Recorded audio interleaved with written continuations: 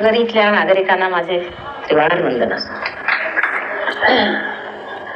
आपल्या पुढे विस्तारपूर्वक सहयोगाचं महत्व सांगितलेलं आहे. पण आता आपण परमेश्वराच्या दृष्टीने जर विचार केला तर ह्याचं महत्व परमेश्वराला जास्त आहे माणसापेक्षा. परमेश्वराने ही सृष्टी रचली. आपल्याला माहितच आहे इथे पुष्कळ विद्वान लोक आहेत की कशी पृथ्वीची रचना ही ओंकारापासून झाली आणि किती त्याच्यावरती परमेश्वराने मेहनत घेतली. त्यापुढे त्या पृथ्वीवर वनस्पती, त्यानंतर अनेक प्राणी निर्माण करून त्यांची हजारो वर्ष जोपासना केली. त्या जोपासनेतनं हळूहळू त्यांचे चयन करून त्यांना ह्या अशा स्थितीला आणून पोचताय जिथे आपण त्या प्राण्यांना मात करून आज मानव प्राणी तयार केलेला पाहतोय. म्हणजे हा मानव किती मेहनतीने तयार केलेला आहे.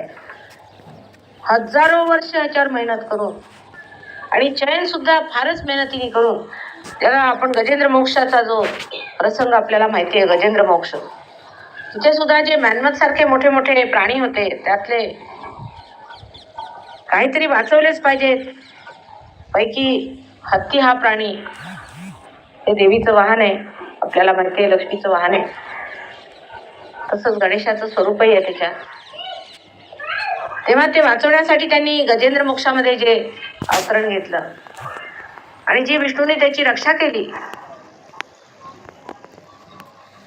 ती काहीच नव्हती, जी पुढे जाऊन देवीला आपल्या भक्तांच्या रक्षासाठी, आपल्याला माहिती आहे त्यांच्या रक्षणार्थ त्यांनी अनेकदा जन्म ह्या संसारात घेतला आणि कितीतरी राक्षसांचं पारिपत्य केलं, त्यांच्या लढाया केल्या आणि आपल्या भक्तांचं रक्षण केलंय. ही मेहनत हजारो वर्ष चालली. 14,000 वर्षापूर्वी सुद्धा त्या लढाया होत होत्या. त्यानंतर रामाच्या काळात सुद्धा आपल्याला सगळ्यांना माहिती आहे 8,000 वर्षाचा काळ म्हटला पाहिजे. जेव्हा श्रीराम त्या संसारात पुरुषोत्तम म्हणून वावरत होते, त्यांना जे कार्य करायचं होतं की एक आदर्श राजा कसा असला पाहिजे, त्याची चेतना, त्याचा बोध लोकांना व्हावा, तसेच त्याचे आयुष्य संपूर्ण कसं निर्मळ असलं पाहिजे, विशाल असलं पाहिजे, आदर्श असलं पाहिजे, हे त्यांनी आपल्या अवतारात दाखवलं. त्यानंतर राक्षसांचा वध सुद्धा करताना किती संकोच आणि किती मर्यादा असे त्यांचं वागणं होतं. ते मर्यादा पुरुषोत्तमाचं अवतरण सुद्धा फार कठीण आणि फार मेहनतीचं होतं. पण त्यावेळची सर्वसामान्य जनता ही इतकी कृत्रिमपणाला पावलेली नव्हती. त्यामुळे त्यांच्यामध्ये आत्मिक संवेदनशीलता फार होती, ज्याला आपण स्पिरिच्युअल सेन्सिटिव्हिटी म्हणूया. त्यांनी रामाला ओळखलं होतं, सीतेला ओळखलं होतं, पण आजची तशी दशा नाही. तेवढी मेहनत जी त्यावेळेला झाली ती नंतर कृष्णाच्या वेळात परत दुसऱ्या तऱ्हेने बांधण्यात आली. पण कृष्णाने सुद्धा फक्त अर्जुनालाच हे सगळं सांगितलं, कारण मित्रांना सांगण्यामध्ये काही उपयोग नाही. बाकी सगळे महामूर्ख आहेत, त्यांना जर सांगितलं तर डोकंच फोडतील, काहीतरी उलटच करत बसतील, म्हणून त्यांनी कोणालाही ही गोष्ट सांगितली नाही. पण बऱ्याच लोकांनी त्यांच्या संहार शक्तीने त्यांना ओळखलं की हा असतो कृष्ण. त्यानंतर कंसाचा वध वगैरे झाला आणि त्यांनी हे सिद्ध करून दिलं की रामाच्या नंतर जे लोकांनी धर्मांधता घेऊन आणि अनाचार मांडले होते त्याला एक दुसरी बाजू आहे की परमेश्वराची साक्षी स्वरूपाची आहे. त्यांना 16,000 बायका होत्या. त्या कोण होत्या? त्या त्यांच्या 16,000 शक्त्या होत्या. त्यांनी त्यांना जन्म दिला होता. आम्हाला जसे सहयोगाला सहयोगी लागतात तसे त्यांना त्यांच्या शक्त्या हव्या होत्या. पण त्या कशा संसारात आणायच्या? तर त्या ह्या रूपाने त्यांनी ह्या संसारात आणल्या होत्या आणि त्यांचा त्यांनी वापर केला. पण तरी सुद्धा ते योगेश्वर होते, ही गोष्ट काही खोटी नव्हे. ह्या त्यांच्या शक्त्या होत्या, त्या त्यांनी ह्या संसारात स्त्री रूपाने आणल्या आणि त्यांचं पतित्व स्वीकारून आपल्या शक्त्यांचा उपयोग केला. शक्तीशिवाय कोणतेही कार्य होऊ शकत नाही. जेव्हा कंसाला मारण्याची गोष्ट आली तेव्हाही त्यांनी राधाला म्हटलं की तुलाच येऊन तिला त्याच्यावरती आपला प्रहार केला पाहिजे. आता ह्या गोष्टी फार गहन आहेत आणि मानवाच्या पलीकडच्या आहेत, म्हणून त्या जास्त मी सांगत नाही, कारण त्यांनी फक्त अविश्वासच निर्माण होईल. आता ह्या कलियुगामध्ये ही जेवढी मेहनत परमेश्वराने केली, ही जी मानवाची रचना केलेली आहे, ही जी बाग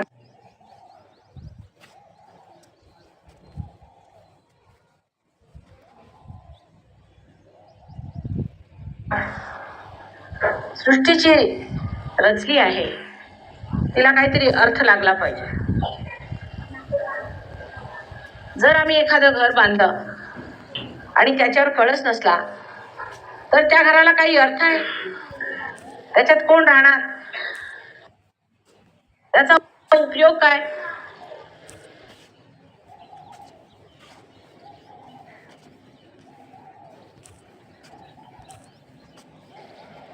तसंच मानवाने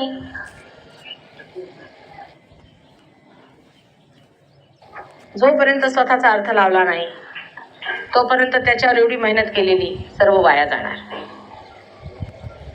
त्याने स्वतःचा अर्थ लावलाच पाहिजे. त्याला कळलंच पाहिजे की तो त्या अमिबापासून मनुष्य का झाला,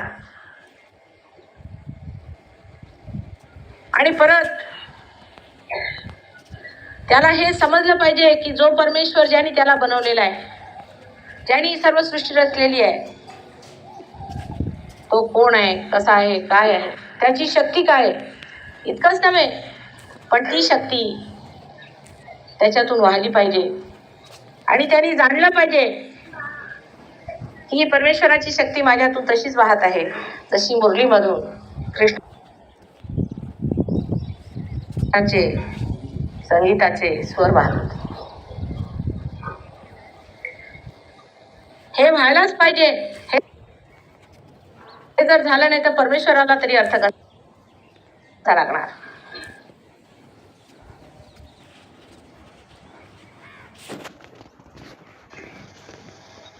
परमेश्वराने सृष्टी घडवली, मानव घडवला की मानवाने परमेश्वराला जाणलं पाहिजे.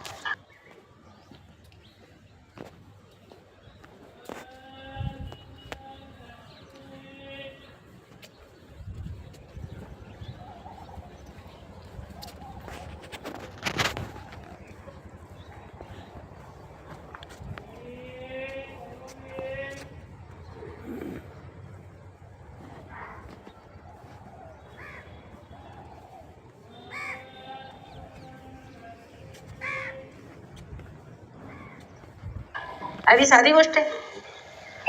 तुम्हाला मुलगा होतो, तुम्ही त्याला मोठे करता आणि आपली सगळी संपदा त्याला देऊन देता.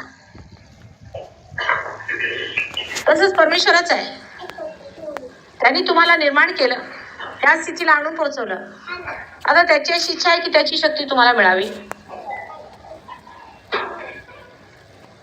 जसं तुमच्या संसारात आहे तसंच परमेश्वराच्या संसारात आहे, तसंच आहे. नाहीतरी या संसारात जे काही आलेलं आहे ते तिथूनच आलेलं आहे. तसे तुमचे वडील तुम्हाला प्रेम करतात, तसंच परमेश्वरावर तुमचं अत्यंत प्रेम आहे आणि तुमच्या वडिलांमध्ये जो अंश आहे तो त्या सागरातलाच एक अंश आहे. अशा प्रेमळ पित्यापासनं तुम्हाला जे काही मिळालंय ते तुम्ही अजून जाणलेलं नाही, ते तुम्हाला माहित नाही, म्हणून त्याच्या अनेक तऱ्हा निघाल्या. आता आमचा जन्म आम्ही महाराष्ट्रात का घेतला? महाराष्ट्र खरंच जसं नाव आहे तसंच महाराष्ट्र ही संतांची भूमी आहे. हे परत एक इतिहास आहे. संतांनी या भूमीला सिंचन केलेलं आहे आपल्या भक्तीने. तुमचे धर्म सांभाळले, तुमचं पावित्र्य सांभाळले त्यांनी. हे कशासाठी? रात्रंदिवस आपण यज्ञ करतो, पूजा करतो, पाठ करतो, देवळात जातो, मंदिरात जातो, चर्चमध्ये जातो, नमाज पडतो. ते कशासाठी? करण्यासाठी म्हणून नाही, पण काहीतरी त्याचा हेतू पुढचा आहे. तो जो हेतू आहे तो आत्मज्ञानाचा आहे. आम्ही आपल्या आत्म्याला जाणलं पाहिजे, आत्म्याला ओळखलं पाहिजे, ही त्याच्यामध्ये ओढ आहे. म्हणून आपण हे सर्व करतो. पण आपण आधीच करून टाकलंय सगळं काही. खरोखर म्हणजे जोपर्यंत आपण आत्म्याला ओळखत नाही तोपर्यंत परमेश्वराच्या नावाने आपण जर काहीही केलं तरी ते परमेश्वराला पोचत नाही. ज्याप्रमाणे ह्या मशीनीला किंवा ह्या इन्स्ट्रुमेंटला हे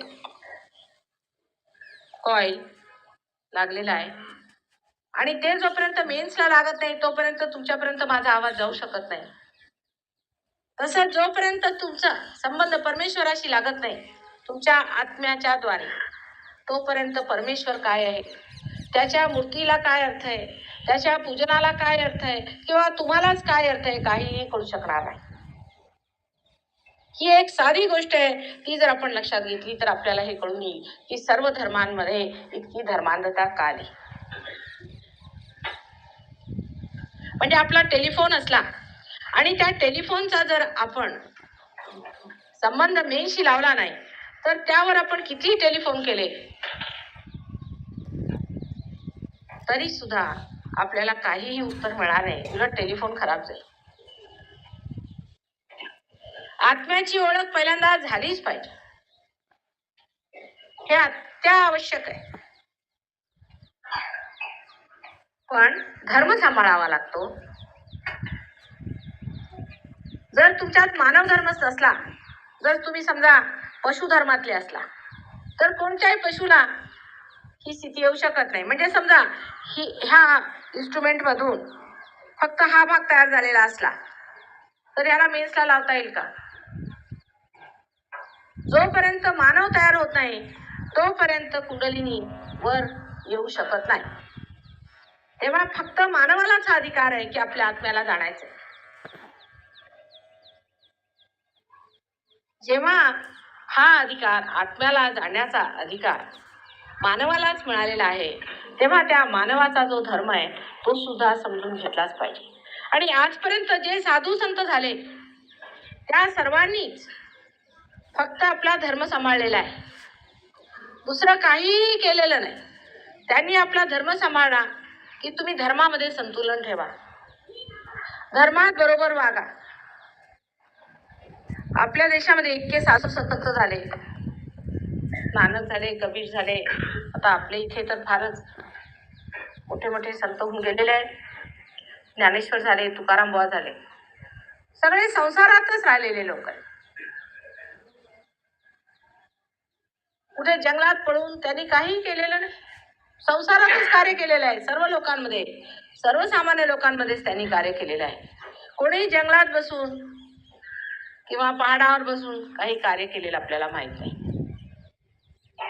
आदिशंकराचार्यांनी जरी संन्यास घेतला होता, कारण कोणत्याही कार्याला वाहून घ्यायचं पूर्णपणे, तर त्यावेळी हीच प्रथा होती. नाही तर लग्नाशिवाय राहू शकत नाही, मग हे करा ते करा. आज तशी स्थिती नाहीये. त्यामुळे जरी त्यांनी संन्यास घेतला होता तरी सुद्धा आपल्याला माहिती आहे की काश्मीर पासून कन्याकुमारी पर्यंत ते फिरले आणि त्यांनी प्रत्येक ठिकाणी धर्माची स्थापना केली आणि बरोबर समजावून सांगितलं की आपला हिंदू धर्म काय आहे. आता हिंदू धर्माचं फार मोठं वैशिष्ट्य आहे आणि नुकसान आहे त्याने थोडं बहुत, की आपला धर्म, हिंदू धर्म हा ऑर्गनाइज नाही. ऑर्गनाइज धर्म असला, जसा ख्रिस्ती धर्म आहे, किंवा मुसलमान धर्म आहे त्याचे दोष दुसरे असतात की ख्रिस्तानी येऊन सांगितलं ते तुम्ही ऐकलं पाहिजे किंवा मोहम्मदानी सांगितलं ते तुम्ही ऐकायचं. पण स्वतः मात्र शोध लावण्याकडे अशा लोकांचं लक्ष नसतं, कारण स्वतंत्र नसते त्याच्यात. त्यांनी ऑर्गनाईज करून घेतलं. आता त्याच्या बाहेर गेले की गेले. जर कुणी सुफी झाला तर तो मग मुसलमान मानला जात नाही. म्हणजे आपले शिर्डीचे साईनाथ आहेत त्यांना मुसलमान लोक मानत नाही, पण हिंदू लोक मानतात. तसंच ख्रिस्ती धर्मात सुद्धा जर कोणी सेंट झाला तर त्याला मग धर्मातनं काढून टाकत असत, कारण त्यांचा धर्म ऑर्गनाइज्ड आहे. हिंदू धर्मामध्ये जे स्वातंत्र्य आपल्याला मिळालेलं आहे, पुष्कळचे लोक इथपर्यंत आहेत. आश्चर्याची गोष्ट, मी केरळला गेले होते, तिथे साक्षात शंकराचार्यांचा जन्म झालेला आहे. आणि तिथले गृहस्थ मला म्हणाले की आम्हाला माहित नाही त्यांचा कुठे जन्म झाला वगैरे, आणि त्यांच्याबद्दल आम्हाला काय माहिती नाही.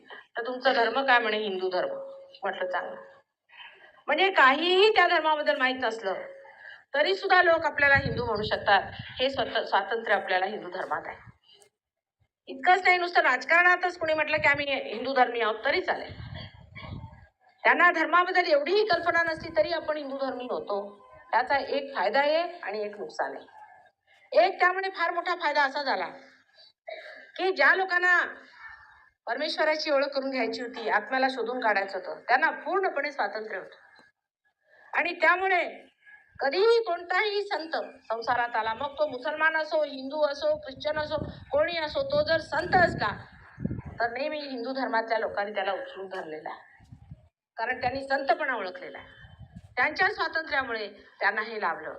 पण स्वातंत्र्याने कधी कधी दुसरे परिणाम होतात, आणि त्यातला दुसरा परिणाम असा आहे की हिंदू धर्माबद्दल फारच हिंदूंना खरी कल्पना आहे. असा मला फारच विरळा हिंदू मिळतो ज्याला काही सुद्धा हिंदू धर्माबद्दल खरी कल्पना आहे. एक तर ब्राह्मणाचार, नाही तर स्त्री आचार ज्याला आपण म्हणतो, ज्याच्यात आपल्याला काहीही माहित नाही, काहीही आपल्याला माहिती नाही. हे का करायचं, हे कसं करायचं, ते आपण उगीच करायचं म्हणून करतो. देवळात गेलो तर कळतो. त्याबद्दल आपल्याला एक तऱ्हेचा आळसच म्हटला पाहिजे, किंवा इंडिफरन्स ज्याला म्हणतात, तशी एक आपली स्थिती आहे.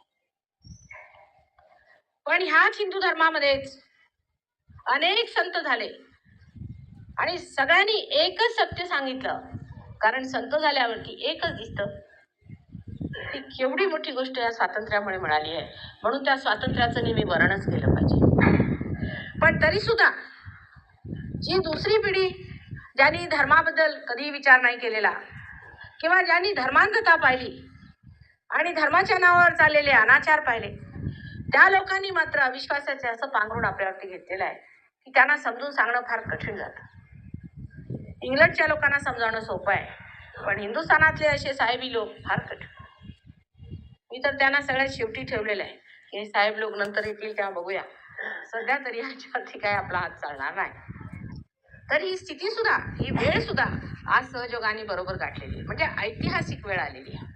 प्रत्येक टप्प्याटप्प्याने मनुष्य वाढत वाढत विशुद्धी चक्रावर आज्ञा चक्रापर्यंत तो स्वतःच आलेला आहे.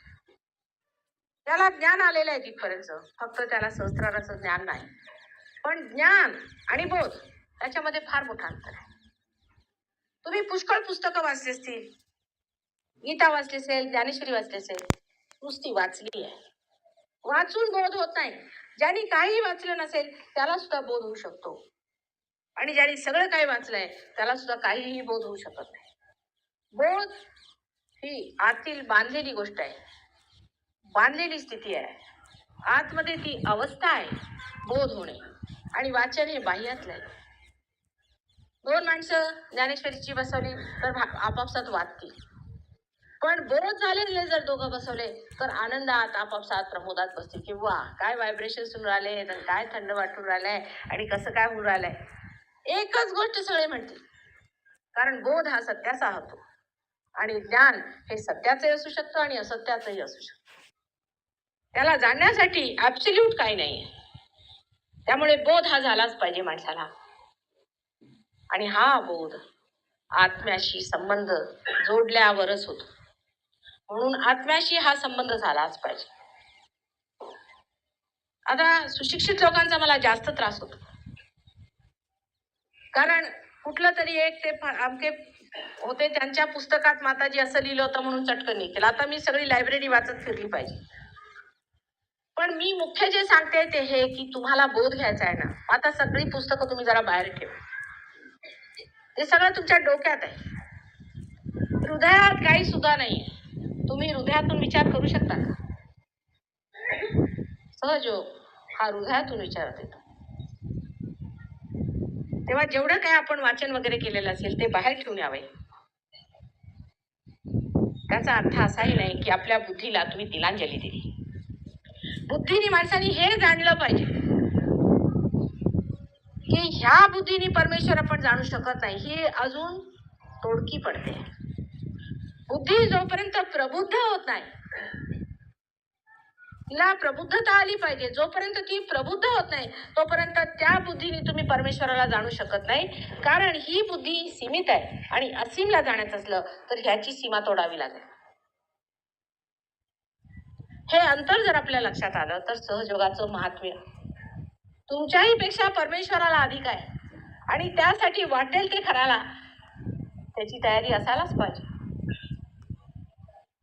आता नसते प्रश्न घेऊन काही वाद करू नये. म्हणजे आता यांनीच आपल्या समोर सांगितल्यावर की आदिशक्ती आहेत वगैरे, बघितल्यावर सगळ्यांचे घोडे तयार होतात आमच्यावर यायला. तर ते सगळं विसरून जा, त्याला काही अर्थ नाही सध्या. त्याचा अर्थ सुद्धा तुम्हाला लागला पाहिजे. कारण माणसाचं डोकं इतकं विचित्र असतं. ते आम्हाला शिकण्यासाठी एवढे वर्ष लागले. आणि आधुनिक मानव कसा आहे ते शिकण्यासाठी आम्ही आमच्या आयुष्यातले 50 वर्ष खर्ची घातली. तेव्हा जाऊन कुठे सहयोग आम्हाला त्याला म्हणतात की जमला. इतके परम्युटेशन्स अँड कॉम्बिनेशन्स माणसाच्या डोक्यात असतात आणि त्याचे प्रकार इतके विक्षिप्त असतात की त्या प्रकारांना हे उघडायला गेलं तर ते बंद होतं आणि ते बंद करायला गेलं तर हे उघडायला गेलं, अशातली स्थिती आहे. आता एक छोटीशी गोष्ट म्हणजे अशी की लंडनला एक गृहस्थ ते खूप वाचन करून आलेले. ते तिथे लोकांना जर वाचनाची हौस तर आहे, पण एकदा त्यांनी कोणतंही शास्त्र घेतलं की ते इत्थंभूत वाचून काढतात. तर कुंडलिनी शास्त्र त्यांनी फार वाचलेलं होतं. ते वाचन करून माझ्याकडे आले आणि म्हणे की आम्ही तर असं ऐकले की कुंडलिनीला एवढा त्रास होतो, त्याच्यामध्ये कुंडलिनी वर आली की माणसं नाचायला लागतात, त्याच्यामध्ये त्यांना फोडे येतात, त्यांना अमुक होतं तमुक होतं. आता मी बघतेच आहे हे सगळं, काय मला माहितीच नाही. आणि त्याच्यामध्ये हा त्रास होतो, तो त्रास होतो, असं होतं, हे फार कठीण काम आहे, वर्षानुवर्ष मेहनत करावी लागते वगैरे वगैरे. आता आमच्यासारख्या माणसाला समजा एखाद्या बाईला जिला पुरणपोळी फार छान करता येते, समजा ती माहीर आहे तिची, आणि तिला येऊन कोणी सांगितलं की पुरणपोळी नाहीच मुळी, कारण पुरणपोळी करायची म्हणजे त्याला फार त्रास पडतो, त्याला असं करावं लागतं, त्याला पीठ असं भिजवावं लागतं, ते असं करावं लागतं, आणि एखाद्याला जमतं, हजारो वर्षात एखाद्याला जमले असं मी वाचलेलं आहे. आता एखाद्या पुरुषाने एखादं पुरणपोळीवर पुस्तक लिहिलं समजा, तर ते असंच व्हायचं आणि त्याची अशी विल्हेवाट लागायची आणि त्याचा त्रास ज्या बाईला पुरणपोळी येते तिला व्हायचा.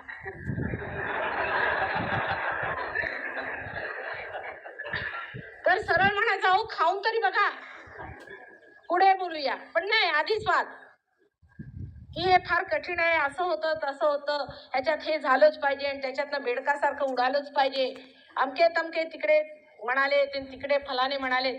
म्हणजे हा पूर्वीचा हा प्रकार वर्षानुवर्ष माझ्या डोक्यावर अजून आहे.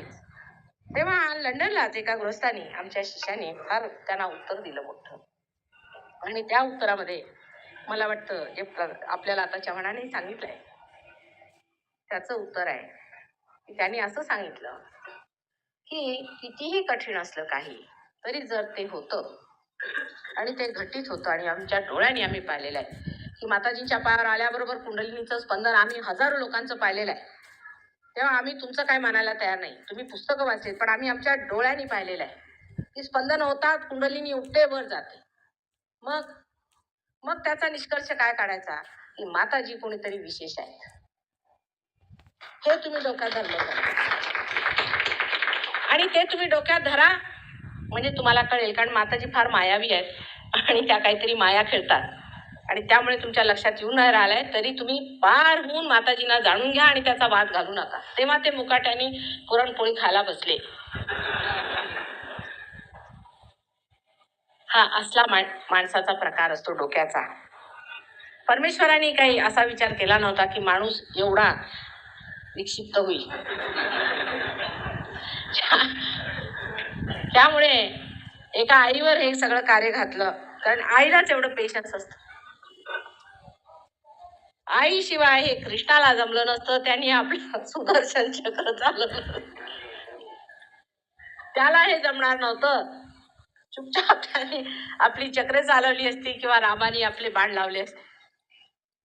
त्याला एक आई पाहिजे मेहनत करायला आणि समजून घ्यायला की माझी मुलं आहेत, त्यांना पार न्यायचंय, त्यांना पैलतीरी न्यायचंय, त्याच्यासाठी मेहनत ही पाहिजेच. कधी ओरडतील, कधी बोलतील काय, पण तरी माझी मुलं आहेत. जितक्यांना वाचवता येईल तितक्यांना वाचवलंच पाहिजे हे आईला समजतं आणि तिला परमेश्वर तेवढी शक्ती सुद्धा देतो. मूल जन्मताना आईला इतक्या वेदना होत असतात, पण मूल जन्मल्याबरोबर सगळ्या तिच्या वेदना ती विसरते आणि पहिला प्रश्न, मूल ठीक आहे ना? जे ते तुम्ही थोडस प्रेमाचं तिथे बघता, त्याचे अनंत सागराचे सागर आईनी पोटात घालून हा सहयोग काढलेला आहे. आणि त्या प्रेमामुळेच कदाचित सहयोग इतका कार्यान्वित आहे. मला स्वतःलाच इतकी कल्पना नव्हती. असं कधीही कोणत्या जन्मी आमचं झालेलं नाही जे ह्या जन्मी लोकांनी समजून घेतलं. पूर्वी काळी तर आपल्याला माहिती आहे, संत म्हटला म्हणजे त्यांच्यासाठी पहिल्यांदा तलवारी तयार व्हायच्या, नाहीतर त्यांना क्रुसावर चढवून द्या, त्यांना विषाचे प्याले द्या, त्यांच्यावरती साप सोडा, हे सगळे प्रकार झालेले आपल्याला माहिती आहे. कुणाला संन्यासी म्हणून म्हणायचं, कुणाला काय म्हणून म्हणायचं. छळ करणे संतांचा हे लोकांचं ब्रीद वाक्य होतं, सर्वसामान्य लोकांचं. ते आता बदलून कलियुगामध्ये बघा कशी स्थिती आलेली आहे. तुम्ही सगळा कलियुग म्हणता, पण मला मात्र अत्यंत आश्चर्य वाटतं की ह्या धकाधकीच्या काळातच आज माणसाला सहयोग पाहिजेच आणि ती सर्व स्थिती मंथनासारखी अशी तयार झालेली आहे की आज त्याच्यातून लोणी निघालंच पाहिजे. सगळी स्थिती जशी बनली आहे, ऐतिहासिक स्थिती अशी येऊन बनलेली आहे, ह्या थराला सगळ्या गोष्टी पोहोचलेल्या आहेत की सहज योग हा लाभला पाहिजे आणि यशस्वी झाला पाहिजे. त्यासाठी एवढंच सांगायचं आहे की तुम्ही काहीही करायचं नाही, काहीही तुम्हाला मेहनत नाही, आम्हालाच करावी लागणार आहे. तुम्ही जन्मले, मानव देहात आलात, काय मेहनत केली तुम्ही?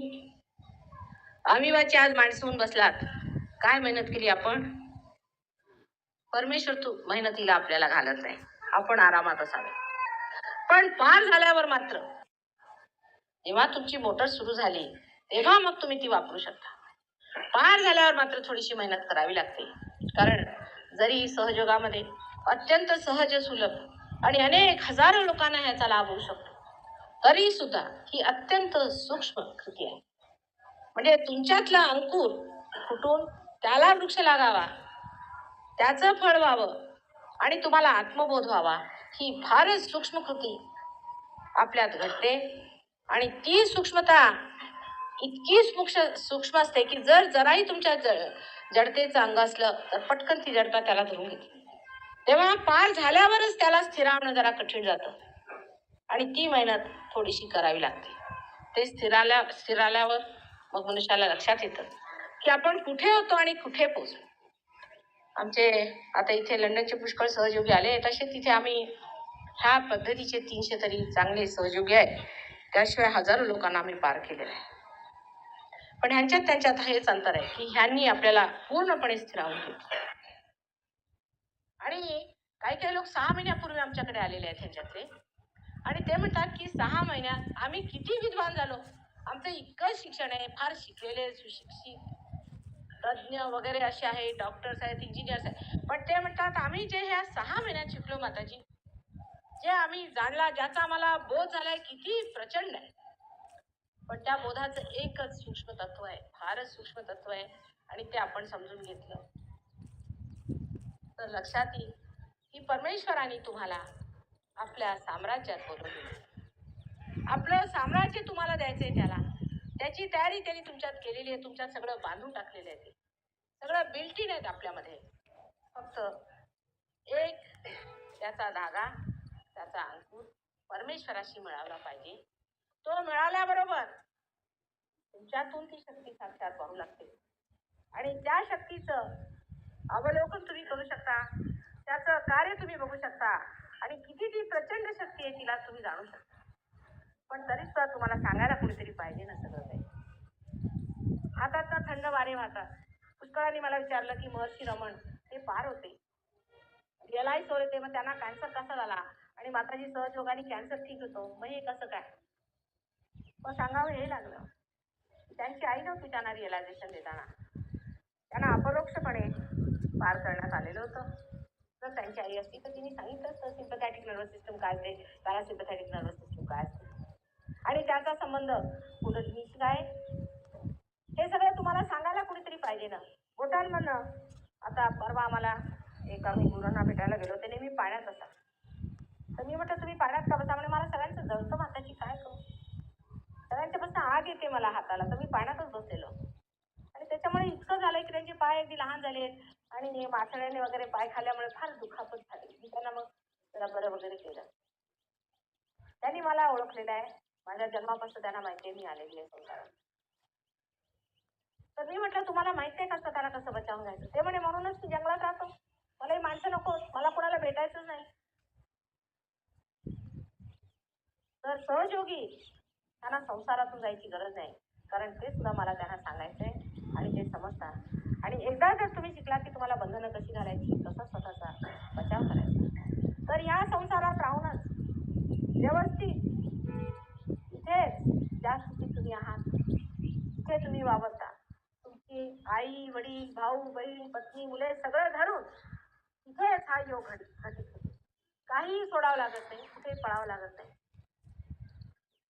आणि इथेच सगळा लाभ होतो. त्या लोकांच्या बद्दल माझं एवढंच म्हणणं आहे की बिचारे त्यावेळेला एका दुसरा कुठेतरी पार व्हायचा आणि तो त्याला पूर्णपणे ज्ञान नसायचं, हळूहळू साथ पडून काय ते समजत असत. पण तरी सुद्धा त्यांनी अत्यंत स्वतःची आतली स्वच्छता करून घेतली आणि ती स्वच्छता केल्यामुळे त्यांच्यामध्ये शक्तीचा संचय फार जास्त आहे आणि जरी शक्ती फार वाहते तरी सुद्धा हे ज्ञान नसल्यामुळे की आपला बचाव कसा करायचा, हे वेगळे वेगळे शैतानी प्रवाह कसे वाहतात, त्यांना कसं कंट्रोल करायचं, त्यांच्यापासून कसं दूर राहायचं, त्यांच्यावर मात कशी करायची, हे सगळं ज्ञान त्यांना कोणी न सांगितल्यामुळे ते जंगलात आणि दूर जाऊन राहतात. असे अनेक लोक मला भेटलेले आहेत आणि आमच्या सहयोगांना भेटले आहेत आणि सगळे मला सांगतात माताजी तुम्ही आता 12 वर्ष मेहनत करा, मग आम्ही येऊ, 14 वर्ष मेहनत करा, मग आम्ही येऊ, नाही तर आम्ही येणार नाही खाली.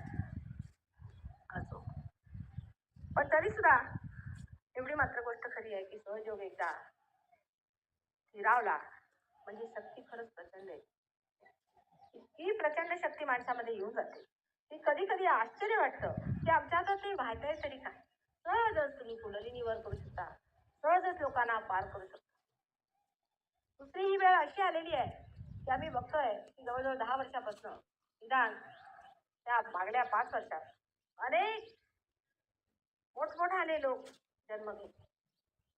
माझ्याच घरी 4 माझ्या 3 नातिनी आहेत आणि 1 नातू आहे. 4ही जण एकावर एक ताण आहे आणि त्यांना इतकं बारीक समजतं सहयोगातलं. आता 2.5 वर्षाची माझी नाते धाकटी, तिच्याकडे आमच्यातली एक मुलगी गेली, ती इंग्लिश मुलगी.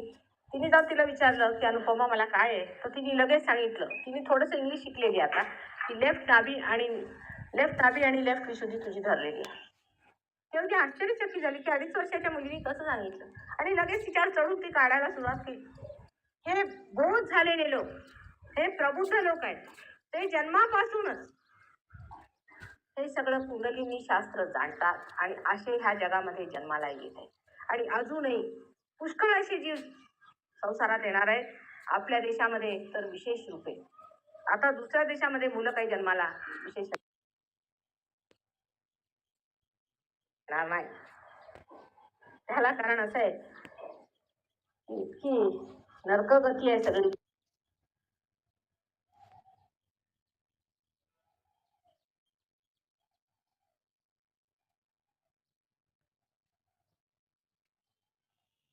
अरे पाश्चिमात्य देशात तर नुसता नरक उतरले आहे. त्या नरकामध्ये कोणी शहाणा जन्माला येणार नाही. वेडे येतील तर येतील किंवा अतिदुष्ट लोक येतील आणि मग तिथून मग येतात आपले तुमच्या पुण्याला वगैरे येऊन आलेत काही तिथले. हे लोक असे का वागतात त्याला कारणच आहे की अत्यंत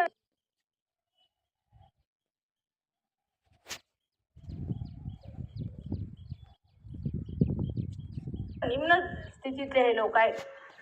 तसेच फार मोठमोठ्याला साधू संतांनी सुद्धा तिथे जन्म घेतलेला आहे. ते सहयोगाला प्राप्त होतात. फार मोठ्याला साधू संतांनी जन्म घेतलेला आहे. आता आपल्या देशामध्ये योगभूमी असल्यामुळे फार महान भूमी असल्यामुळे असे मोठमोठाले संत जन्माला येतील. पण त्यांच्याबद्दलही तुम्हाला बोध असायला पाहिजे की ही मुलं काय, त्यांचं वैशिष्ट्य काय, हे काय करतात. म्हणजे आता एका दुसऱ्याच दुनियेत आपण जाणार आहोत. जे आपल्याला आजपर्यंत दिसतंय, आपल्याला वाटतं की याच्यात इलेक्ट्रिसिटी वाहते म्हणून त्याच्यात लाईट येते. हे सगळं मेलेलं कार्य आहे. इलेक्ट्रिसिटी म्हणजे काही जिवंत कार्य नाही. किंवा आम्ही जर हे खांब बांधला तर हे सुद्धा काय एक झाड आता नष्ट झालं त्याच्यापासून आम्ही खांब केलेला आहे. जिवंत कार्य हेच आहे. मनुष्याने जर कधी जिवंत कार्य केलं असेल तर ते हेच की कुंडलिनीचं जागरण करणं आणि उत्क्रांतीची ही जी शेवटली पायरी आहे ते गाठणं. आणि ह्या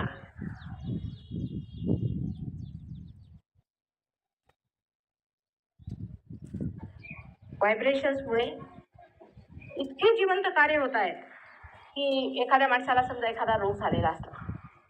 आता त्याला तो सांगतो की मला लहानपणापासूनच आहे आई, मला फार त्रास आहे लहानपणापासून. जर समजा ह्या घराच्या पाया जर मजबूत नसला तर आपण किती मेहनत केली तरी सुद्धा हे घर आपण मजबूत करू शकत नाही. तसंच मानवाचं सुद्धा होऊ शकतं की जर लहानपणापासूनच तो जर खराब गेलेला असला मनुष्य, मुलाग्रच त्याचं खराब झालेलं असला, अगदी पूर्णपणे तो अगदी वाया गेलेला मनुष्य असला तर त्याला आपण कसं ठीक करणार. पण सहयोग असा आहे की तो अगदी पाळ्या मुळात बसून इतकी जिवंत क्रिया आहे ती. आणि ही माणसावरच होऊ शकते कारण तोही एक जिवंत प्राणी आणि सगळे काही काढून फेकून टाकतो. म्हणजे आम्ही अशी माणसं पाहिले आहेत की ज्यांच्याबद्दल आम्ही सिंगापूरला गेलो होतो, तिथे एक मुसलमान मनुष्य होता. तर तो इतका बिघडून गेला होता मनुष्य की त्याची बायको अगदी त्याला घेऊन आली की माताजी असं काहीतरी तुम्ही भलं करा.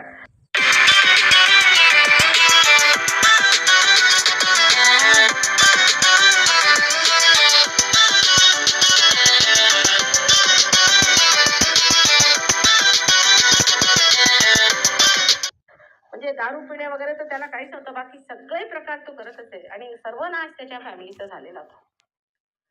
आणि सहयोगात पार झाल्याबरोबर तो इतका पार बदलून गेला की 6 महिन्यात लोक म्हणाले की हे तेच आहेत का कोणते दुसरे ग्रंथ आहेत ते लक्षात येईल.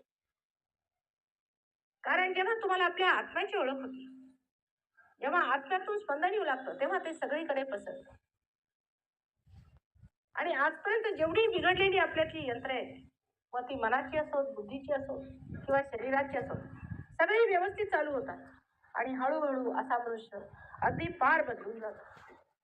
आणि तो बदललेला मनुष्य मुख्यतः फार संतोषी असूनही त्याच्यामध्ये एक प्रचंड शक्तीचा वेग वाहतो.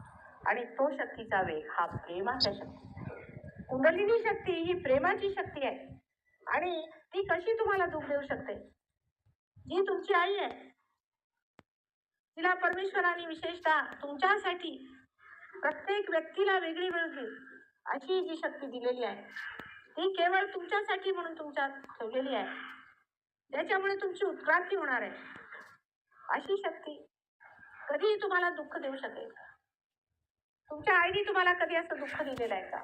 मग त्या आईची जी आई आहे ही कुंडलिनी शक्ती, जी सर्वांची आई आहे आणि तुमची विशेष करून आई आहे, जे नुसतं आई पण आहे, अशी शक्ती तुम्हाला कशाला त्रास देईल? आणि परमेश्वराने तरी कधी अशी योजना केली असेल का जो इतका परमदयाळू, कृपाळू आणि प्रेममय आहे. तो अशी व्यवस्था तुमच्यासाठी करेल का की तुम्ही जर कुंडलिनीची जागृती मागितली तर तुम्हाला विंचासारखं वाटेल, विंचू चावतात असं वाटेल, किंवा आतून कुणीतरी एखादा बेडूक निघाल्यासारखं वाटेल. एक गृहस्थ तर बेडकासारखी उडत असत. तर मला काय माहित होतं, माझ्या प्रोग्रामला आले आणि दोन्ही पाय माझ्याकडे करून बसले कोल्हापुरात.